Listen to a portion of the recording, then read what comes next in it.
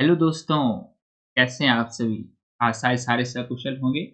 आज हम लोग अगला टाइप डिस्कस करते हैं, जिसमें एग्जामिनेशन में जो पास हुए और फेल हुए बच्चे के रेशियो के आधार पर एक क्वेश्चन पूछा जाता है, वही हम लोग आज देखेंगे। क्वेश्चन है, in an examination the success to failure was 5:2।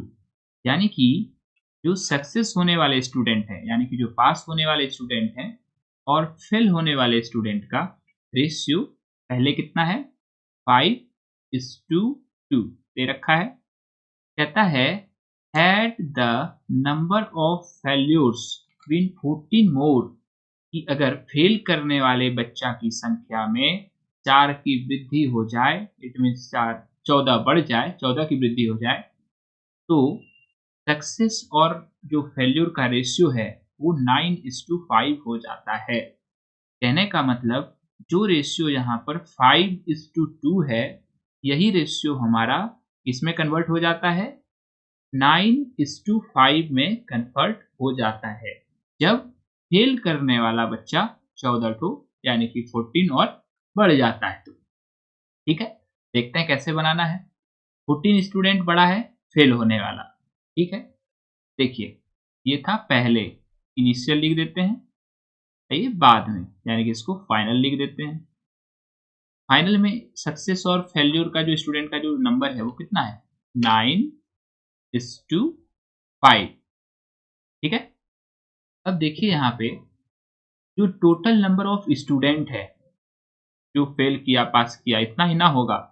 Fail और पास को अगर जोड़ दें, जो सक्सेस है और जो फेल है इसी को जोड़ के ना टोटल स्टूडेंट तो यही होगा।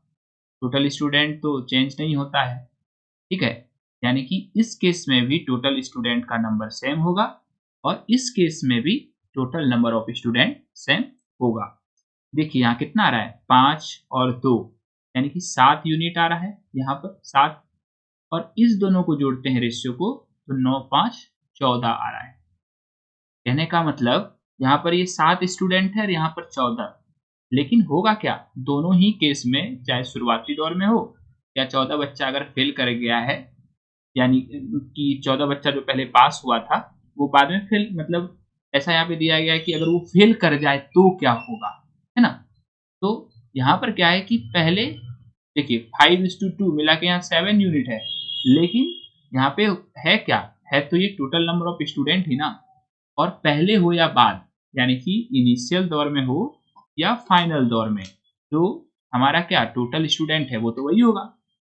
मान लीजिए किसी स्कूल में 5 बच्चा था टोटल, जिसमें से कि 2 और 3, ये जो है 3 बच्चा इसमें जो है मान लीजिए सक्सेस कर गया, 2 बच्चा फेल कर गया।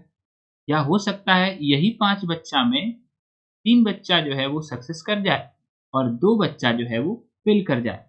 लेकिन रहेगा तो यही 5 ही बच्चा ना, यही 5 बच्चा जो है या तो सक्सेस करेगा या तो फेल करेगा। ठीक है? तो यानी कि इस दोनों का हम लोग को यहाँ पर सेम करना होगा संख्या। यही कॉन्सेप्ट सिखाना चाह रहे थे बचुआ, और कुछ नहीं था यहाँ पर। चलिए इसको इरेज़ करते हैं। तो यहाँ पर क्या बताए कि इस दोनों का संख्या हम लोग को सेम करना होगा।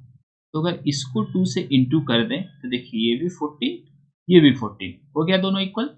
अब देखिए इधर क्या किए, इंटू 2 किए, तो ऊपर वाला पूरा को इसको भी 2 से गुना करना होगा, इसको भी 2 से गुना करना होगा। इट मीन्स अब जो हमारा नया रेशियो बना वो क्या बना, ये 5 2 10, ठीक है, और ये 2 2 4, इसको यहाँ लिख रहे हैं। ठीक है, यही हमारा नया रेशियो बना। ये स्टेप ऐसा कीजिएगा अगर स्टेप बाय स्टेप लिखना है, क्योंकि स्टेप में ही प्रॉब्लम होता है। बाद में अगर आप नोट्स उल्टा के समझना चाहिएगा तो आपको इसी चीज़ में सबसे ज़्यादा दिक्कत होता है कि पहले क्या किए थे, फिर बाद में क्या किए थे। तो ये स्टेप 1 लिख लीजिएगा। अब स्टेप 2 जो करना है वो देखिए, स्टेप 2 इसी से आगे रहेगा। यहाँ पर सक्सेस है, बस इसी चीज़ को नीचे लिख रहे हैं और कोई बात नहीं है। सक्सेस और फेल्यूर, यहाँ पर हमारा इनिशियल और यहाँ पर हमारा फाइनल। बस जो मल्टीप्लाई करने के बाद आया उसको हम लोग यहाँ पर लिखेंगे। ये कितना आया? 5 2 10, मतलब सक्सेस का 10 रहा रेशियो। उसके बाद देखिए यहाँ पर 2 इंटू 2 यानी कि यहाँ पर 4 हुआ। नीचे में फाइनल में देखिए तो इसको तो कुछ नहीं किया है क्योंकि ये 14 था ही, इसको तो कुछ गुना वगैरह नहीं किए थे। ये 9 ही रह गया और उसके बाद ये भी 5 ही रह गया। तो आप फाइनली यहाँ पे देखिए कि ये रेशियो इनिशियल और फाइनल का है, ठीक है? तो पहले ये 4 यूनिट था, रेशियो में 4 यूनिट था, बाद में ये बढ़ के 5 हो गया। तो कितना यूनिट फेल स्टूडेंट बढ़ा? रेशियो में देखें तो कितना यूनिट फेल स्टूडेंट बढ़ा? तो आपको पता चलेगा यहाँ पर 1 यूनिट फेल बढ़ा, ठीक है? लेकिन क्वेश्चन में क्या दे रखा है? यहाँ यहाँ देखिए, यहाँ फेल का बच्चा पहले 4 बच्चा अगर फेल हो रहा था रेशियो में, तो ये 5 बच्चा फेल होने लगा। मतलब पहले 4 रेशियो था, अभी 5 रेशियो हो गया। कहने का मतलब पहले से भी कितना ज़्यादा बच्चा फेल होने लगा?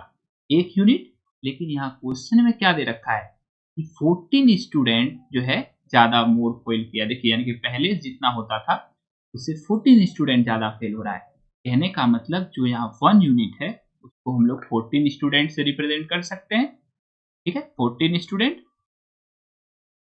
स्टूडेंट है यहाँ पर। तो वही कहता है find the total number of candidates who appeared for the exam, कि एग्जाम में बैठने वाला टोटल स्टूडेंट कितना था।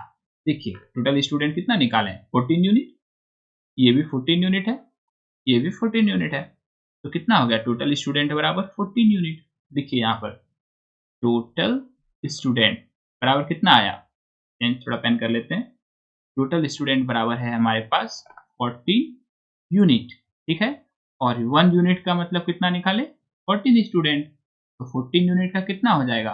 14 इंटू 14 यानी कि 14 का स्क्वायर 196 हमारा आंसर हो जाएगा।